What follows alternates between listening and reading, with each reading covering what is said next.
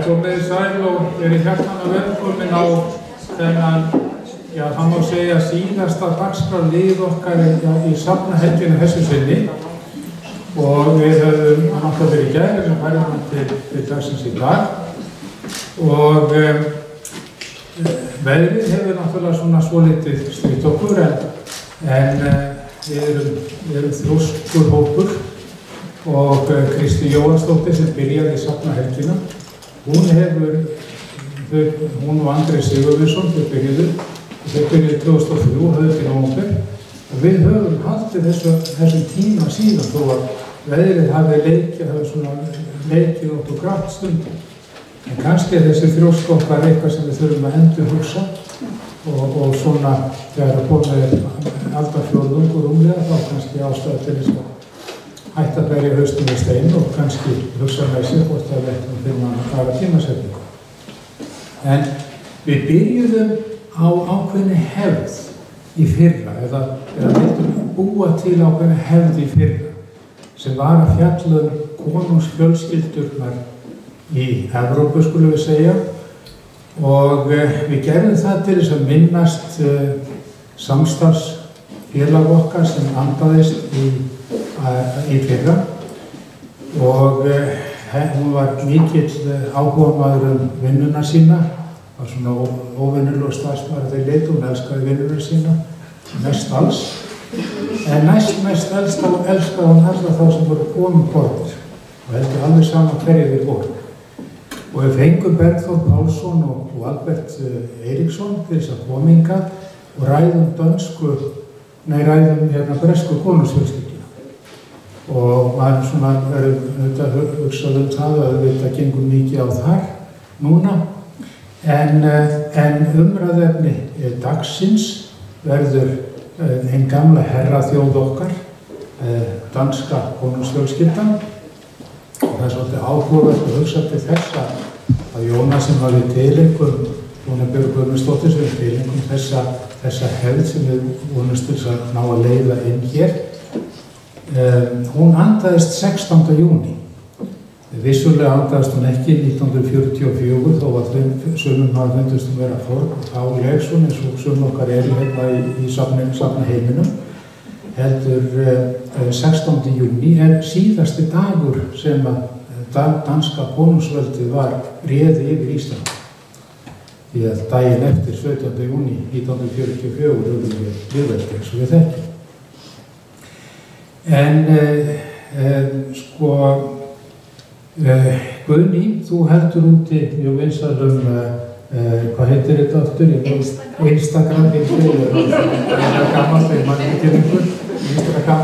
Instagram reikningin og það er afskaplega gaman að fá hana til þess að kominga og spjalla dönsku konungsfjölskylduna og svona leiða okkur inn í þann heim sem stendur okkur næst. Þannig ég ætla ekki að hafa þetta lengra, heldur bjóða við hjartanlega velkomin, ég þakka þér fyrir að koma hingað og gera bálinn döður og gefa þér orðið gjörðsvöld.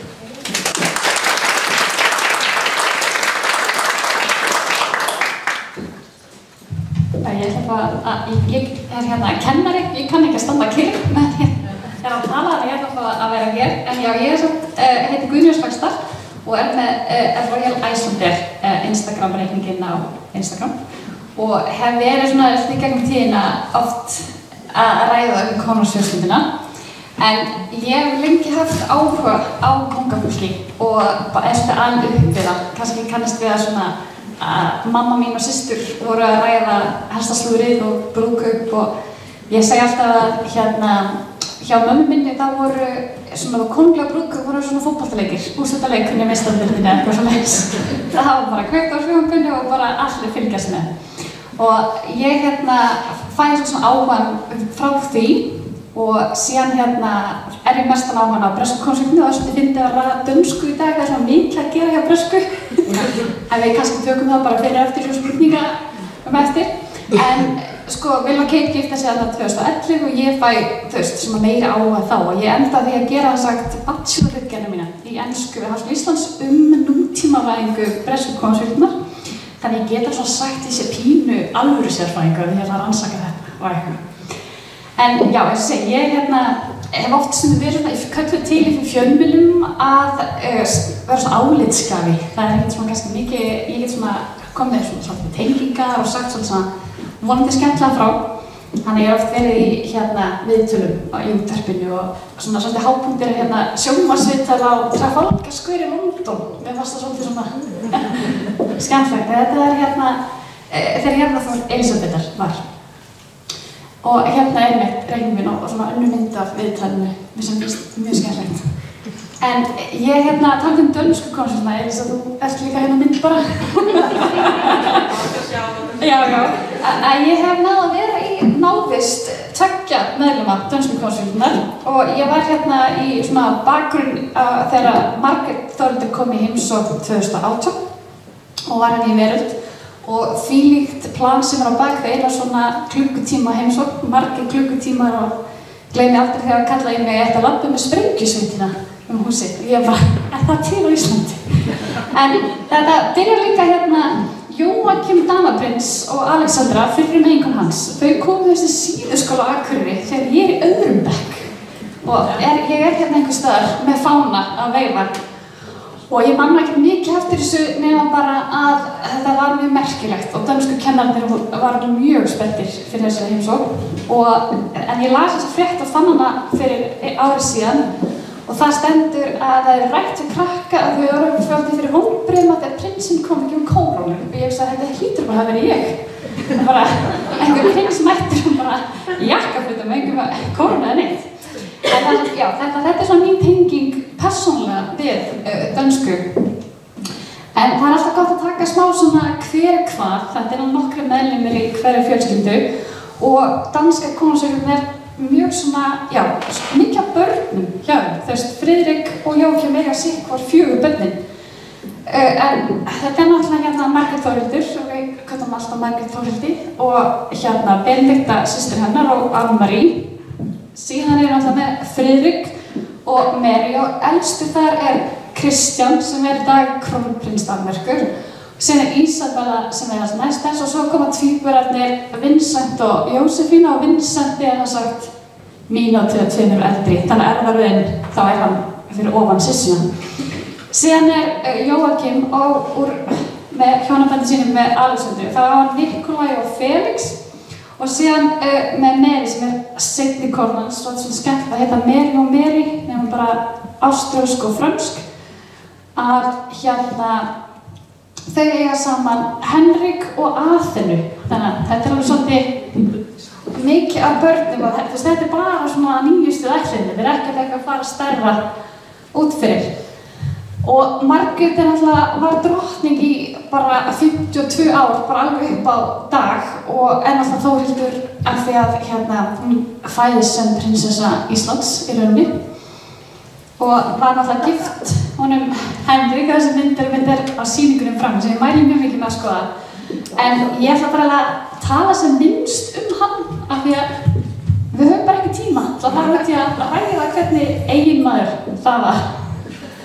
En hann var franskur og svolítið áhugavert kannski hvaða svona fjölskyldulífið var fyrir Jóakim og Friðrik, hvernig alast upp og þeir svolítið kannski alast upp við ekki það sem við kalla eðlilegt fjölskyldulíf.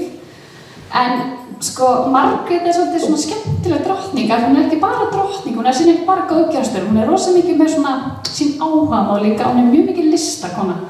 Og það eru þættir á Netflix sem heita Ergat sem svona skemmtilegir og hún aðstoðar við búningahönnun og settið og bara einn af hönnuðum á bak við þættina og gerði þetta meðan hún var enn drottning. Og hún mikill aðdáandi hringadrottningasögu og á sínum tíma gaf hún út svona myndskreytta bók, myndir með hringadrottningasögu og hefur svona mikinn áhuga á þeirri sögu.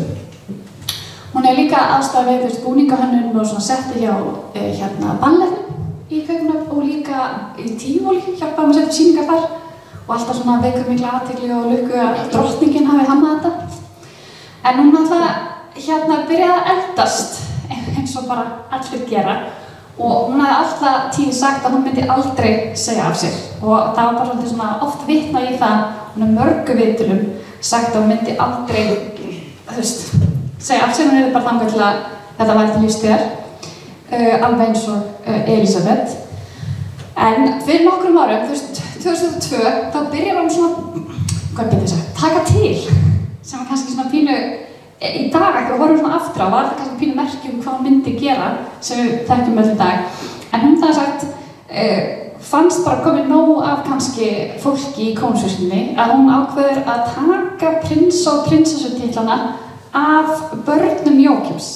Þannig að þegar þau fæðast þá eru þau prins og prinsessa og þetta svolítið öðruvísi kerfi eins og þess í Bretlandi. En þau þess að missa titlana sína en eru í dag þess að strákarnir eru greifar og hún greifinja. Þau eru öll með konunglegan titil en þau bara ekki prins eða prinsessa. Og þetta var svolítið svona skandall í Danmörku á sínum tíma og Jóakim og Marie voru ekki sátt, þau voru svolítið ósátt og virðist vera sko eins og einhver misskilningur átt í stað að Margrét var að ræða við son sinn en hann áttaði sig ekki á því að þetta var eitthvað sem ætti að gerast, þess að það rætti þetta var einhver möguleiki sem kannski væri gott að gera en ekki eftir að segja að mamman ætlaði bara að tilkynna þetta stundu síðar. Og það til svona viðtöl við Margréti að hún hefur svona gefið að skilja hún á mjög erfitt með svona ágreining innan fjölskyldunar og á svona til að bara svona kannski segja eitthvað í svona meðvirkni og svo bara gera eitthvað allt annað sem virðist hafa verið þarna og eftir þetta gerðist þá höfum við þess ekki séð, þú veist, Jóakim og Marie búa ekki í Danmörku, þau bjuggu lengi í Frakklandi og búa núna í Bandaríkjunum og við höfum þess ekki séð mikið á viðbröðum. Jóakim reyndar mætti á krýningu bróður síns en ekki eiginkonan og ástæðan sem var gefin upp var vegna þess að börnin mátti ekki missa úr skólanum. Og því megið bara taka þeirri útskýringu sem þau vilji. En það er spurning hvernig innan fjölskyldunar eftir þetta. En krakkarnir eins og þeir hafa verið þótt þetta mjög erfitt að missa svona það er hluti af sjálfsmynd þeirra að vera með þessa titla og ég held að þetta sé eitt af þessu sem er mjög erfitt að geta tengt við kóngafólk að einhver svona titill skiptir svona miklu máli en þannig það bara hjá þeim. Og Jóakim og Marie voru svolítið svona óhrædd við að ræða við fjölmiðla og segja frá, þú veist, hvernig það verið, hvernig þau voru ósátt og svoleiðis og þannig að Jóakim náði að halda uppi þeim heiðri að prins númer 2 alltaf til vandræða. Það bara virðist vera eða systkini númer 2, sérstaklega ef það eru bara 2. En þeir Nikolai og Henrik sem eru synir Alexandru, þeir eru búin að vera svolítið í sviðsjósum og eru búin að vera svolítið frægir fyrir að vera módel þessi myndir þar og virðist bara ganga nokkuð vel hjá þeim og í sumar þá fengu þeir tveir frá frænda sínum æðstu heiðursorðu Danmerkur og geta þannig sagt, þú veist, verðist vera það ágætt gott samband þarna á milli og þetta var mikið svona sett upp í fjölmiðlum hvað að Friðrik væri svona að taka við frændum sínum eftir að þeim var hent út úr konungsfjölskyldunni. En eins og ég segi, þá Marie og Jóakim, þú veist, búin að búa mörg ár í Frakklandi og Jóakim búin að vera í þar stöðu innan hersins og Marie búin að vinna fyrir sendiráðið, svo fluttu þau til Bandaríkjanna og Jóakim í stöðu núna þar sem danski herinn að vinna með varnarmálaráðuneytinu í Bandaríkjunum og í samvinnu við Kanada og þau búa núna í Washington og hittu Harry í fyrir á þessu ári í Kanada reyndar, þetta var viktursleikunum sem að Harry stofnaði á sínum tíma og það er rosalega áhugavert að vita hvað þeir tveir voru að ræða. Það er báðir, það sem allt sameiginlegt. Ekki bara að vera báðir prinsar sem búi í Bandaríkjunum en líka eiga bræður sem þeir eru ekki mjög sáttir við kannski og já, bara koma svona konfliktnir ég vona bara að þið séu góðir vinir og ég vona að séu með svona einhver kvöld bjóða kannski líka Mörtur Louise sem í Noregsprinsessan sem býr líka í Bandaríkjunum ég pæli á því hvort þið eru með svona stuðningsklúbb eða þau ættu allan að stofna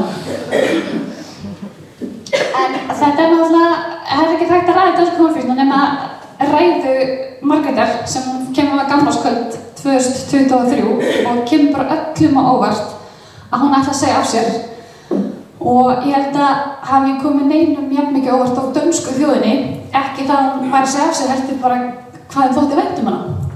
Það var á TikTok og öllum svona miðlum, bara ungt fólk, unglingar, var með tárin í augunum að hlusta á þetta og horfa á þetta og hvað það svona vakti mikil tilfinningaleg viðbrögð og sýnir svolítið svona hvað svona tengsl konungsfjölskyldunnar við þjóðina djúpt. Þess að ekki svona fólk hugsa á hverjum degi eða eitthvað svona, en það samt þarna og þegar eitthvað svona kemur á þá finna þau mjög mikið fyrir því.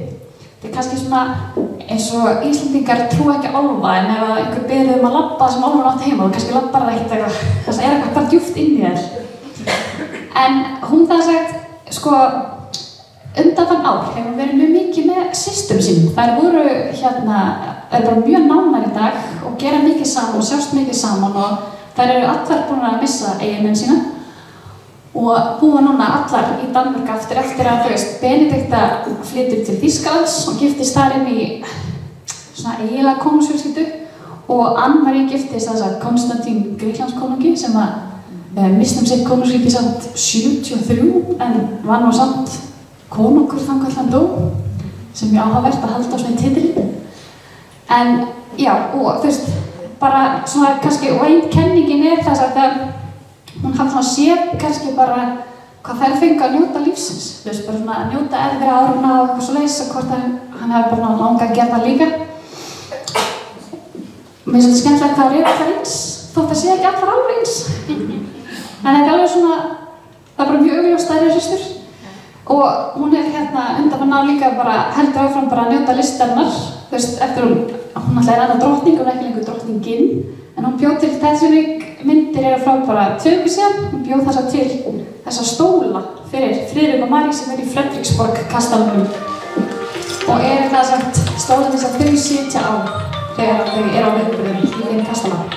Hún í seinustu viku í Róm og fór fullt á listasöfnum og bara svona finnst sjást á henni bara hvað hún svolítið að njóta lífsins. En hún líka byrjað að missa þess heilsuna og kannski tóka eftir að þegar Halla Tómasdóttir fór í sína fyrstu heimsókn, það var Margrét ekki af því hún hafði þessa dóttið þegar illa og var Marín og hún svona engar myndir sem að stafinni og rétt 2023 þannig að þegar hún segir af sér það fer með mjög stóra bakaðgerð og var vist mjög lengi að ná sér eftir það. En sko 23 líka árið sem hún fer í jarðarför Elísabetar en 22, þess að hún stuttu að hún segir af sér að hún var augljóslega þær voru góðar vinkonur og tóka það svolítið á sig og kannski sá það líka að Elísabet var drottning alveg til dauða dag og svona hvað heilsan náði henni kannski verið svona áminning hvernig ætlar að enda lífið. Og svo náttúrulega eru fleiri kenningar þetta kom mjög hratt og gerst mjög hratt og svona, þú veist, hvað var til þetta gerst svona hratt og, þú veist, illa undirbúið kannski, þó að danska höllin hafi höndlað það rosalega vel. Ein kenningin að henni hafi fundist Friðrik svo latur. Og það væri bara komið tími til að hann fengi að meira ábyrgð til að færa ná þess að gera bara eitthvað. Og þetta ekki svolítið vinsæl kenning í Danmörku. Og svo náttúrulega líka kenningin svo að þetta hafi allt verið til að bjarga hjónabandi Friðrik og Mary eftir framhjáhaldsorðróminn fræga sem fyrir aðeins ég eftir. En hvernig það að kóngur og drottning átt að bjarga hjónabandi veit ég ekki alveg. Ég set alltaf spurningamerki við það. En Mary og Margrét hafa alltaf verið svolítið góða vinkonur og þú veist, Margrét hefur mjög ánægð með Mary og þú veist, kenningin byggir svolítið á því að hún hafi bara ákveðið að gefa þeim þetta stærra hlutverk en konungsfjölskyldunnar til að myndi ekki missa Mary. Þú veist, því að konungsfjölskyldan má ekki missa Mary að hún er svo mikið vopn hjá þeim. En þetta þess að segja, fyrir mjög hratt og hún var ekkert, hún sagði víst Friðriki sjálfum ekkert frá þessu fyrir 6 dögum að hún tilkynnti alþjóðinni og ég get ekki ímyndað mér að vera í þeim aðstæðum þetta bara jólinesti sem hún segir þeim bræðrum að hún ætla að gera þetta og hún ekkert að bíða með þetta. Það ekkert eitthvað margir dagar að margir mánuðir eins og í Bretlandi til að undirbúa krýningu nýs konungs. Þetta bara í janúar sem þetta og við erum afsakættir í slæðum gæðum, þetta svona bara tekið beint úr sjónvarpinu. En það var alltaf merkilegt að fylgjast með þessu og skoða myndir eftir á hvað hún tilfinningaþrungin stund. Það veist, hún sér mjög eftir maður svona pælt í hvort hún sér eftir þessu og Friðrik svona, hann bara spenntur. það er allt skemmtilegt. Og mjög skemmt að Kristján hafi fengið að vera þarna með líka og það fyrsta sem að Friðrik gerir sem konungur og skrifa undir alla pappíra er að hneigja sig fyrir mömmu sinni sem er mjög fallegt. Og þessi mynd finnst mér alveg svakaleg, þú veist. Margrét er hérna bara í tárum. Friðrik er bara besti dagur ársins hjá henni. Bara loksins er þetta komið. Og svo finnst mér svona viðbröðin hjá Kristjáni mjög skemmtileg af því að hann er svolítið svona að fylgjast með ömmu sinni. Og svona að meðtaka þetta, þú veist, hans minningar um degi er alltaf öðruvísi en Friðriks. Og það er alltaf áhugavert að sjá hvernig það menn fylgja honum. Sem, já, krónprins og svo það verður hann konungur einn dag og spurning hvenær það verður ef þetta heldur áfram að vera svona. Og þessi mynd líka, hann labbar í burtu. Og þetta náttúrulega konungsfjölskyldunni í dag, Mary og Friðrik og Kristján sem er hérna krónprins og hann er orðinn 18 ára, hann er alveg byrjað að ef foreldrar hans eru erlendis, þá hann að skrifa undir lög og svona sinna starfi þjóðhöfðingjans. Og þetta er líka svona, ég held að það sé svona skemmtilega að gera þetta svona, skipta á meðan að fyrrum þjóðhöfðingi er á lífi, staðan fyrir að gera þetta svona í mikil sorg. Þú veist, að í Danmörku gerst það mjög hratt eftir að þjóðhöfðingi fellir frá, að þessi skipt bara krýningin er bara næsti, bara í vikunni eftir, en mjög stutt eftir á, og það er gert í sorg, þú veist, í sorgarklæðum og allt svoleiðis hingað til. En í dag er þetta bara svona hamingjusamlegt. Hérna, það var bara góður dagur. Og Friðrik hérna eins og hann gerði í brúðkaupinu sínu, felldi nokkur tár. Hann er ekki hræddur við að sýna tilfinningar sínar. Og ég er svona skemmtilegt hérna, ef þið fylgdist með þessu, hvað þetta var svona nútímavænt, svona hliðin á síðan í bresku. Það gæti bara verið allt frá miðöldum næstu og svona rosa mikil hefð og mikið af gömlu svona sem að fólk kannski tengir ekki við, á meðan að í Danmörku er þetta svolítið bara ég er kóngurinn og hann veifar og það er bara búið og smá skúgangar kannski.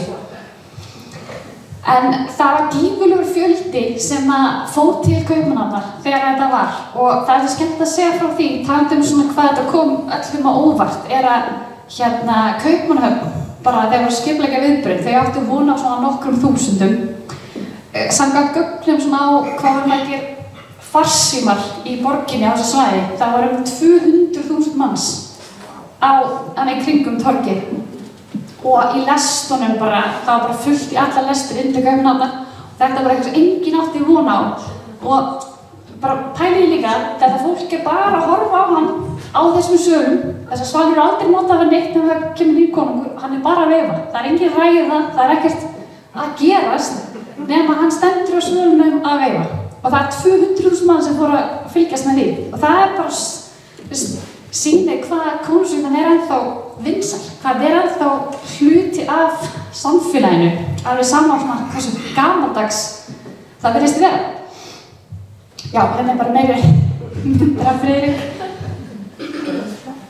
En já, svo er það svona smá skrúðungar sem fóru þarna einhvern veginn í gegnum þöguna á fólki og sko, danska höllin myndi ég segja á mínum mati sem fylgist mikið með kóngafólkinu, með besta svona samfélagsmiðlateymið. Þau eru rosalega góð í að birta hvað þau eru að gera og kom mjög skemmtilega myndir eins og frá hérna krýningunni, eða þessu skiptunum, þá hérna mikið myndir svona baksviðs sem að við getum ekki séð, ekki bara þess að opinberu myndir sem ljósmyndar taka, heldur líka svona hvað var að gera svona að baka tjöldi. Og eins og hérna þessi mynd finnst mér skemmtilega þegar þessi Kristján er hérna eitthvað svona aðeins að styðja við pabba sinn og þetta er svona sem við fáum vanlega ekki að sjá og þú veist hvað Friðrik er stressaður að stíga út á svaðirnar og þetta er eina myndin sem ég fyndi af Jóakim þegar hérna Friðrik verður konungur en hann var það en það var ekki mikið að auglýsa það en þetta er svona smá myndband. Og þetta er líka skemmtileg mynd, af því að þú veist, Friðrik er alltaf takað með við sem konungur en þú veist, líf allra þeirra er alltaf breytist. Þú veist, það er allir þarna að fara að vera meiri í sviðsljósinu og þú veist, þau eru bara ungir krakkar. En þetta er mjög, já, það var stór dagur fyrir öll. En sko, Friðrik og Mary eru mjög skemmtileg hjón og þú veist, ástarsaga þeirra svolítið bara svona ævintýri, svona í nútímanum. Mér langaði svona að spjalla það og sko Mary. Af því að Mary hluti af það sem kallast á ensku svona suddenly royal. Það var svona allt í einu konungsborin. Þú veist, fæðist ekki inn í þetta. Og það það sem Max var drottning í Hollandi og Katrín í Bretlandi og allar mjög vinsælar. Og sjáum kannski að Mary og Kate í sama kjólnum á þessu myndum. Þetta þessi Jenny Packham kjólar sem að Halla var í sama merki sem var mjög viðeigandi hana. En Katrín og Mary líka svolítið sameiginlegt það að vera svona fullkomnar. Það fara aldrei feilspor einhvern veginn og líka þetta skemmtilegt en merkilegt og áhugavert við vitum ekkert rosa mikið þær persónulega. Það aldrei ekki vini sem fara í slúðurblöðin, það ekki búið að skrifa mikið á svona bóka fjölskyldan þeirra, það ekki tjáir sig ekki opinberlega þær og svona ná svolítið að einhver svona ímynd sem bara svona fullkomin. Og ég held að það sé kannski ástæðan fyrir að Margrét svona ánægð með hana líka, þú veist, að því að hún bara svona fullkomin prinsessa einhvern veginn. Og hafa alltaf, eins og ég sagði það, bara allt svolítið gott samband þær tvær. En þú veist, Mary og Friðrik eiga þessi 4 börn og það bara mikið að skemmta myndum, þess vegna svo mikið á ábúinni. En þau kynnast á Ólympíuleikunum árið 2000 og ég var nefna hérna nokkra áðan að Ólympíuleikarnir svolítið staðurinn til að kynnast prinsum, virðist vera. Það að Maxima kynnist Vilhelm Alexandri Hollandskoningi á Ólympíuleikunum líka og Noregskonungur kynnist líka konunni sinni á Ólympíuleikum. Þannig að þetta virðist vera ekki bara íþróttaviðburður.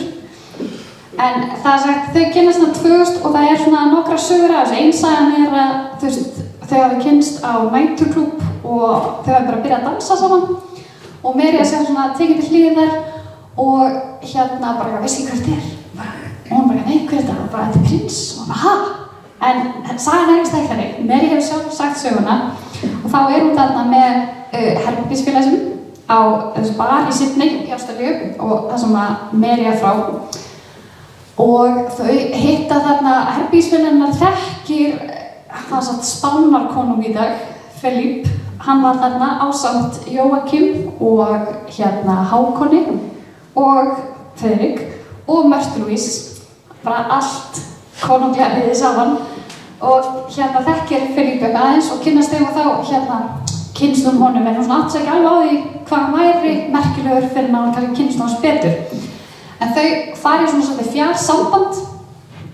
Hann í Danmörku og hún í Ástralíu og hún 2002 þá flytur hún til Parísar og fer að kenna ensku en hún samt mjög menntuð og hún með bachelorgráðu í viðskiptum og lögfræði, svo með meistaragráðu í markaðsfræði og var í Ástralíu með nokkuð svona farsalan feril en tekur breytir svolítið til svona fyrir ástina og 2003 þá flytur hún til Danmerkur og fær það sagt svona vinnuleyfi þar og byrjar að vinna fyrir Microsoft í Danmörku og þar 2003 þegar tilkynnt trúlóna þeirra. En þau ná svolítið að halda sambandi leyndu. Það ekki mjög mikið fjallað sambandi þeirra fyrir bara þau trúlóst. Og bara ekki mjög margir sem vissu að aðeins byrja að vita kannski að Friðrik eigi kærustu en það bara pínu merkilegt hvað þau náðu að halda þessu frá dönsku fjölmiðlum og kannski ástæðan að þetta var þau sem voru alltaf í fjarsambandi í öðru landi. Og þetta ráð sem að Margrét fékk til þess á sínum tíma að ef þú ert, það sagt, krónprins eða krónsprinsessa í erfðarhraunni átti ekki að giftast innan landsins síns. Það skiljið hvað ég meina. Þess það ekki mælt með að þú giftist þegn. Það betra að finna maka sem kemur frá öðru landi sem ekki aðeins upp við þig sem svona hluta konungsjúktunni. Og ef þið skoðið konunglega hjónabönd, það þetta mjög vinsælt að makinn kemur frá öðru landi. En þau tilkynna trúlógin og mjög svona fallegt viðtal þannig og þau með Friðrik gaf henni hring og ég sést aðeins sjá það. Það rauður steinn og hvítur sem á tákna Danmörku, dönsku fánleitunum. Og hún segir þannig vindilega, hún ætli að segja að læra dönsku og svoleiðis og hérna, ég held nú bara allir hér geti sagt að það bara merkilegt hvað mér er orðið góð í dönsku og ég myndi alveg að segja að fólk gleymir því að hún sé ástralsk og hún er bara fyrsta drottningin í heiminum sem að kemur frá Ástralíu og er bara, en ég held að bara að Danir hafa mjög svona tekið hann í sátt kannski sem gerði alls ekki við tengdaföðurnir að hún er mjög elskuð í Danmörku og þau gifta sig hérna 14. maí 2004 og eins og segi hérna Friðrik aftur fælt hár og það er hérna skemmtlegt kannski, já svo sorglegt og skemmtlegt er að Mary þess að er yngst af 4 systkinum og foreldrar eru frá Skotlandi, flytja til Ástralíu, pappinnar er starffræðingur og þau hafa búið hans tíma í Bandaríkjunum og svona, en mammennar fellur frá þegar Mary er 25 ára og eftir brúðkaupið 2004 þá tekur frænka Mary brúðvindinn og fer með hana brúðvindinn að leiði mömmunar sem erast í Skotlandi og var tekin mynd af því og þessi mynd er vist Mary mjög kær og hún heldur mikið upp á brúðkaupsvöndin sinn hérna hjá mömmu sinni. En þessi mynd bara er eins og ævintýri og mér finnst þessi saga líka svolítið bara svona vera nútíma ævintýri, Mary gefur mikið upp fyrir ástina og svona. Hún er líka með brúðarslör þarna sem hún er fyrsta danska svona konunglega brúðurinn sem fær að vera með þetta slör og er ekki, fædd prinsessan. Þannig að það er líka svolítið sýnir kannski hvað konungsveginn sem tók hana mikið inn þegar hún kemur fyrst inn og hún fekk hérna kórónu að gjöf frá tengdafóreldrum sínum sem er bara svona búin til handa henni. En þau eru hérna mjög ástfangin og mjög svona skemmtilega myndir. Sérst að nefna hvað myndin eru að byrja að eldast af því að það er komið svona góð upplausn í dag. En þau hafa áttu 20 ára brúðkaupsafmæli í fyrra og eins og segi, danska höllin er alveg frábær og birtir þess að svona myndir sem eru áður óséðar og þessi er svo skemmtileg mynd þessi hinum meginn frá og þessi mynd líka með foreldrum. Og já, og þau hafa alltaf verið mjög svona vinsæl sem hjón og flottar, oft í viðtölum og vakti mikla athygli sérstaklega eftir henni í gift og á svona mörg svona skemmtileg augnablik sem hafa farið í fjölmiðla og svona skemmtilega myndir af þeim og svona eins og og þau eru alveg svona óhrætt við myndavinnina. Síðan eigum við alltaf elsta soninn sinn, mér finnst svo ótrúlega skemmtileg þegar Kristján er að fermast hvað Mary er ótrúlega stolt af honum eitthvað og en já, hann er fæddur 2007 svo er Isabella fædd 2005 og 7 já, 5 og 7, takk fyrir já, hún er 2007, hann er 2005 og 2011, það er tvíburarnir og mér finnst alltaf ekki svo merkilegt þegar kóngafólk eignast tvíburar, mér finnst það svona, já, mjög áhugavert. En Isabella, hún er að vera svolítið skemmtileg, hún er 18 ára í ár og hún er byrjað að vera svona duglega að klæðast fötum af mömmu sinni. Það sem staðar að kaupa sér með nýtt, þá fer hún bara í föt sem að mamma henni hefur átt og þetta er líka svona merkilegt þegar Mary er það sagt fyrsta svona konungsborin konan sem að byrja að nota kjólana sinna aftur. Það var áður fyrir það að bara notaði kjól fyrir eitt tilefni og svo var hann bara ekki notaður aftur og Mary er svolítið svo sem að tekur það ekki til mála og notar bara aftur og aftur sögum tilefni breytir kannski aðeins til breytir aðeins hvernig kjólinn eru settur upp eða sniðinu eða eitthvað svoleiðis og þetta er orðið bara normið í dag að þetta sé gert að þú bara notar kjólana aftur eða kápurnar eða svoleiðis. Einmitt Friðrik og Mary á Ólympíuleikunum senast sem að er svona skemmtilegt fyrir þau kynnast á þeim viðbrigði. En það er ekki hægt að ræða í hjónabandið þeirra nema að fara yfir framhjálpssögunar sem að gerist sumarið fyrir nokkrum árum síðan og þá er spænskir ljósmyndarar ná þessum myndum af Friðrik með einhverju vinkonu og þeir sjást fara út að borða og svo sjást þau fara heim til hennar inn þar og hann sést síðan bara fara út morgun eftir Já, þetta ef þetta á sér saklaus útskýringu, þá hún eitthvað rosalega fyrirleg. En já, hann sest daginn eftir í sömu fötum með ferðartösku. Og ég veit ekki alveg hvernig hann hefur útskýrt þetta fyrir fjölskyldunni, en þetta leit ekki vel út og þetta fór, alveg sprakk í fjölmiðlunum og þetta bara stutt eftir þetta kemst í fjölmiðla, þá er þetta í heimsókn, reyndar með Filipp, Spánarkonungi og Spánardrottningu sem áhugavert af því að hann var með þeim þegar þeir kynnast. En þá voru allir hér, og myndirnar kannski vel valdnar, að Mary var bara brjáluð, bara ótrúlega fól út í hann. Það sést á hverri mynd. En kannski líka bara fjölmiðlarnir mjög góðir í að velja myndirnar. Að hún var nú ekki alveg bara með fínu svipinn allan tímann. En svo fer svona mjög langt líka og þetta mynd í sömu vikunni og þá sjáum við það kannski ekki alveg, en Mary með hálsmenn sem með stafnum F og þá var við að lesa það að hún værist að styðja við eiginmann sinn með því að vera með þetta hálsmenn. En líka svona kannski ekki alveg að taka hann í sátt, en það svona spurning hvort þetta sé satt eða ekki og enga veginn fyrir okkur að vita það. En það svona, ég hef heyrt frá fólki sem býr í Danmörku að þetta talið vera eitthvað til í þessu og þetta kannski ekki eina dæmi sem tilvita, en þau samt vera líka bara mjög hamingjusöm, þannig að kannski hafa þau eitthvað komið upp og ná að leysa út úr því eða eitthvað fleis. En þetta þess að þau var hjá Noregskonungi daginn sem þau áttu 20 ára brúðkaupsafmæli og hann var með mjög flotta ræðu og talaði allir þau og þau voru meitt áttu bara góða stund. Og þau sátt líka á þegar hann Kristján var stúdent, þá var þau svolítið svona krútleg saman. Þannig að ef eitthvað var, það held ég ekki lengur. En þau eins og segja, bara eru mjög dugleg í dag. Ég held að maður fer eitthvað að kynna sér, það er engin skandal hjá þeim í gangi núna, þó að það sé næstu hjá hverju einustu konsulti þarna í kringu þau, að þau eru bara rosalega dugleg og fylgist með hvað þau eru að gera og þau eru rosalega dugleg. Þau eru alltaf eitthvað að gera. Mér finnst varla að koma dagur þegar ekki eitthvað var að birta frá einhverjum heimsóknum eða þau eru að heimsækja einhvern bæ eða fara eitthvað. Bara núna í dag til þess að Mary í Egyptalandi á opnun nýs safns þar og ég held að þetta sýnir líka hvað það skiptir máli hvað gott að skipta. Ekki leyfa bara fólki að eldast í þessu starfi.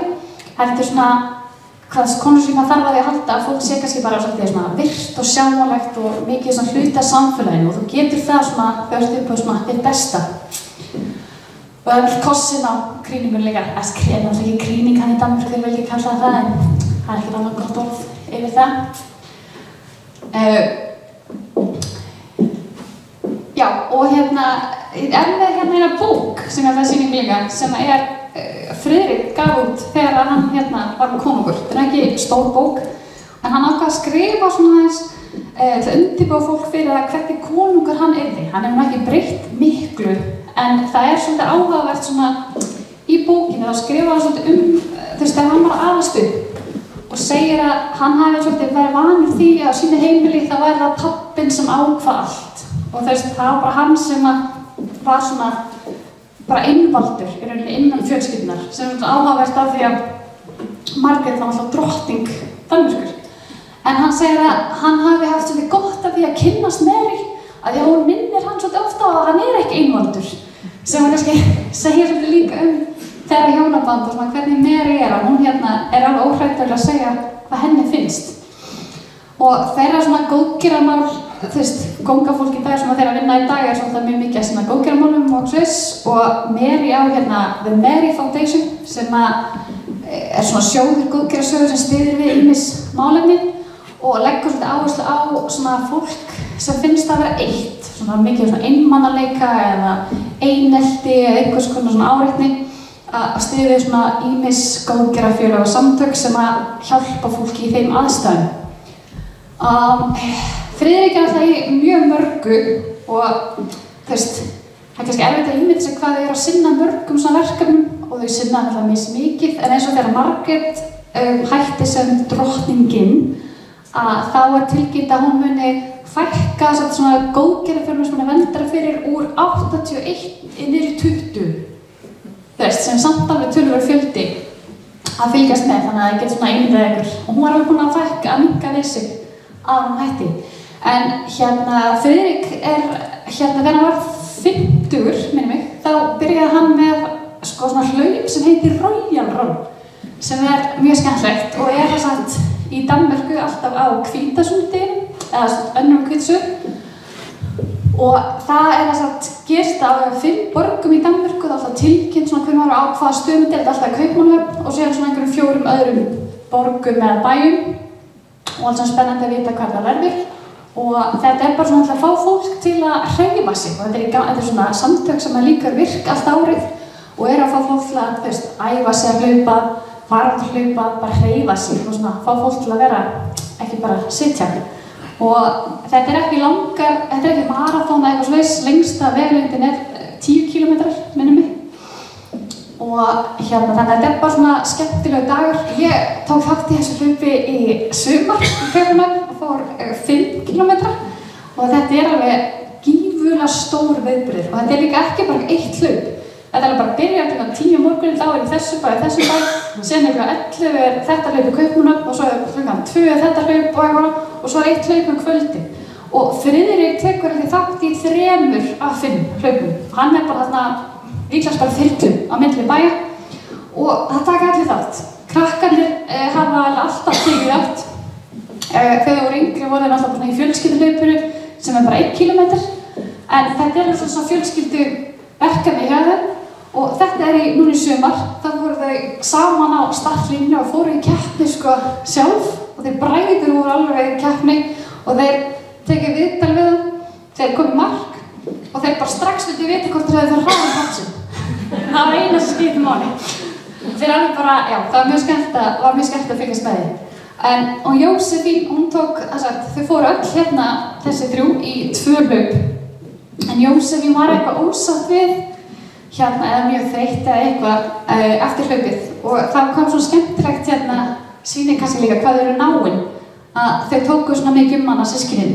Og Mary líka og ég var ekki með myndbandi af þessu en Mary hnippir í Friðrik að þau mynda svona vegg í kringum Jósefín til að myndavélinni sé ekki að taka hann upp. Skilja mér það? Þannig að þau eru líka alltaf svolítið meðvituð að sé alltaf vera að fylgjast með þeim. Og já, Mary fer í 1 hlaup líka og þetta bara svona, já, taka öll að þátt í þessu. En ég myndi segja að framtíðin bara svolítið björt hjá þeim. Þau standa sig rosalega vel, það allir, þau stundum vinsæl í Danmörku og bara gengur mjög vel eftir að þau tóku við sem konungur og drottning og ég held að það engin svona eins og staðan núna, það engin svona skandalara neitt hjá þeim. Og þau náttúrulega með bara Kristján sem veist að taka sig bara að standa sig mjög vel sem krónprins og hann það sagt einn af erfingjum Evrópu og hann það sagt eini strákurinn eins og sem mun erfa krúnu á næstunni af því að þetta mynd sem tekin í 18. afmæli hans og þetta framtíðardrottning Hollands, framtíðardrottning Belgíu, framtíðardrottning Noregs og framtíðardrottning Svíþjóðar sem við að tósa það sem engin ríkjandi drottning í Evrópu núna þá ekki mjög langt í að það muni bara snúast við.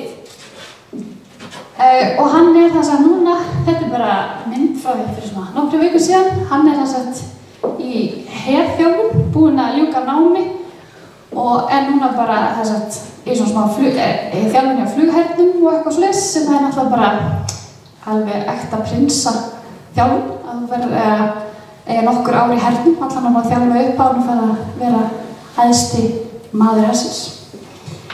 Já, þannig að þetta bara svona helsta dönsku konungshúsinu. Ef við með einhverjar spurningar?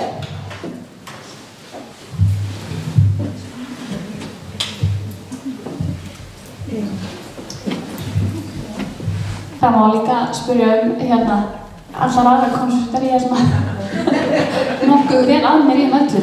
Nema Luxemborg, þar veit ég alltaf hvað neitt heitir. Við förum nú eftir að fáum okkur ekki kaffi, heldur te og veitingar, við getum talað um þá, en svona ef það einhverja spennandi spurningar, þetta náttúrulega mjög yfirgripsmikið hjá þér. Bara kæra þakki fyrir, þetta feikilega prófverk og þetta náttúrulega snertir okkur mikið, þetta náttúrulega búið að vera okkar herra því lengi og þú fórst mjög vel yfir þessa einstaklinga. Það er kannski að spyrja þig af hverju fékkstu áhuga á þessu eða hvað er það svona sem heillar þig við þetta? Mér finnst bara mjög merkilegt í rauninni þessi ennþá til, Þetta mjög gamaldags og svona hefðin mjög gamaldags svoleiðis, en svona líka bara mjög margt í þessu. Ég fekk svona áhuga, minnst mér áhugavert að skoða hvernig þessar konungsfjölskyldur halda sér inn í rauninni og eru að nútíma með þessi, hvernig þeir eru smátt og smátt að breyta venjunum, breyta hvernig þeir eru til að komast inn í nútíma samfélag eins og bara að nota samfélagsmiðla til að styrkja tengslin almenning. Þetta ekkert ólíkt því sem var áður gert þegar það var bara verið að senda myndir á kóngafjölskyldunni og var bara myndir af þetta allt. En núna bara fáum við í staðinn að fá í pósti, þá fáum við þetta bara á miðlum okkar. Þetta sama hugmynd að búið að finna eitthvað svona nýja fyrir því. En svo þetta líka, það pólitík í þessu, það tíska í þessu, það sagan að baka þetta allt saman, það svo margt í þessu sem mér finnst vera áhugavert. Og svona, þetta alltaf drama einhvers þar. En finnst þér íslensku fjölmiðlarnir vera að sýna dönsku konungsfjölskyldunni eitthvað mikla athygli? Nei. Mér finnst rosa lítið þau eiginlega í íslenska samfélaginu, þess að við erum ekki að finna þessu svakalegu tengsl. Algjörlega hluti af því og mér finnst það líka bara eins og þegar okkar forseti fer í svona kónglega heimsóknir, þá eins og ég er svona að reyna að finna myndir til að setja á myndmiðil og eitthvað og ég þarf að fara í dönsku pressuna til að finna myndir. Það engin íslenskur fjölmiðl eða sem fer og tekur myndir og fréttirnar heima eru mjög svona eftir á kannski, en ég veit kannski bara líka, á maður að senda út mann til að fylgjast með þeim. Já, mér finnst líka bara eins og þegar þau fóru út og þá mest fjallar að hann var í brúnum skóm. Ég meina, hann var í brúnum skóm. Mér finnst hann besta við það að ég var alltaf að fylgjast með dönsku mönnum, að þau fóru að hlæja að íslensku fjölmiðlunum, að þau var að hlæja því að hann var í brúnum skóm. En það fór svona alveg hringa einhvern veginn.